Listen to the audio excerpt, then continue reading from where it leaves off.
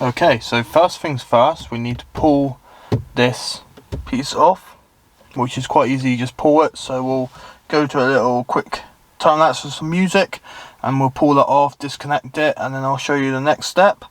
So off we go. Had a young heart on the run, to see it crashing out the sky, falling one by one. Okay, so there we go. Now that's been removed, I advise you to disconnect these just so it isn't in the way. And of course you've got two screws. Don't know if you're able to see it on camera or not. See if it focuses. You've got one there and one up here. See if it focuses. If not, then that's where they are. They are T20s. So let's get that all unbolted, and then it's simple as get that unbolted and we'll carry on. So I'm going to time lapse the last of it and show you obviously where it plugs in, and then we'll jump to putting it back together and coding it in. Walking alone on the coldest night, there's nothing I can ever say to change your mind. I gotta live without your love, we've said goodbye. There's nothing I can ever say to change your mind.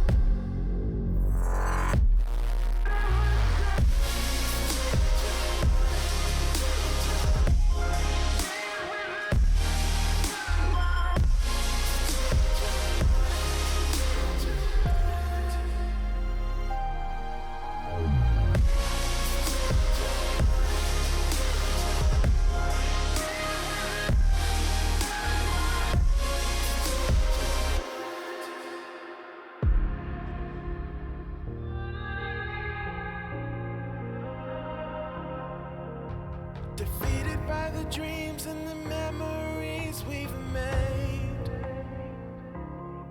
to see it crashing out the skies like a tidal wave down on me. Walking alone on the coldest night, there's nothing I can ever say to change your mind. I gotta live without your love, we've said goodbye. There's nothing I can ever say to change your. Right, so now we've done that, we're gonna go ahead and code it in, as you got to code it to for the radio to send the right output and ratio. So go ahead and do that. So to code it, I'm using anyway the V-Gate Bluetooth module, which works with Beamer Link and Beamer Code. Obviously you can use Kali if you feel free, but I don't think you can code this through Kali. So this device is, when I bought it, around about £30, and then Beamer Code is around about another 30 odd, so it'll be roughly around 60 quid, and then you can code whatever you like on the car, as that will be in other videos on coding the beep notification when you lock and unlock the vehicle, folding mirrors and all sorts. So the first things first, we'll put this in the OBD port, and then we'll jump to the phone and I'll show you how to code that screen. So as you'll be able to see, just about here will be the phone. So we'll just click connect and we'll slowly connect to the so-called device. Hopefully we've got enough battery in the phone to do this. So as you see, of course we've got a 3 series, so we'll pick a 3 series /M3.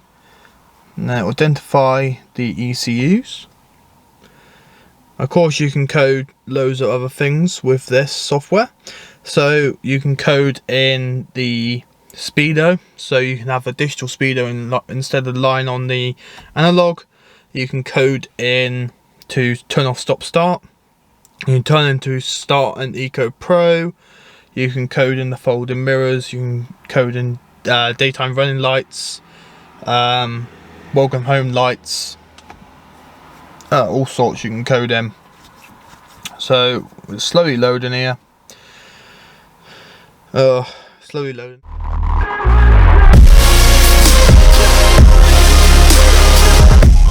Okay, there we go. Now we're in, so we're going to hit head unit, because of course we are coding the head unit. Of course, my system, as you can see at the top, is the NBT Evo system. So the screens, you have to make sure you get the right one for your vehicle.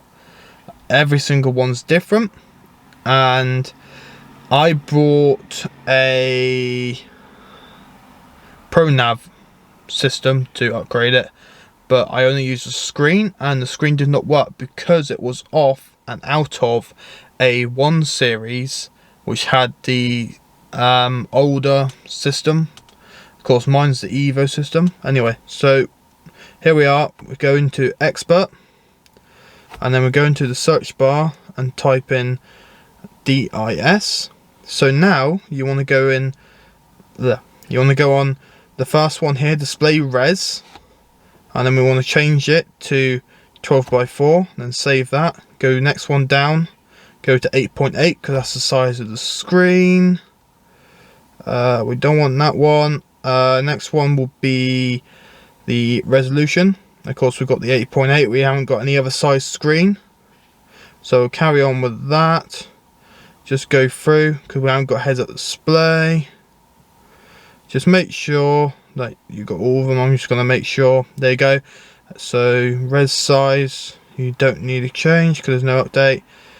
That one you may have to change. We'll see in the further point.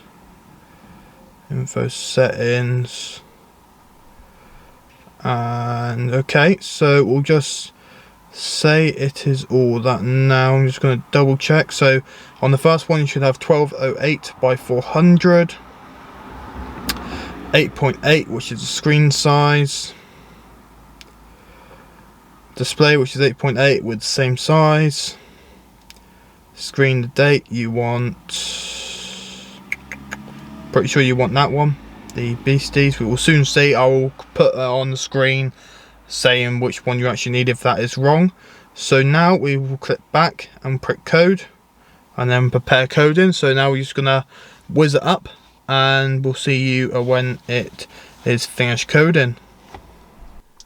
And there you go. As you can see, we got all of it correct, and there's the upgrade screen, and there we go.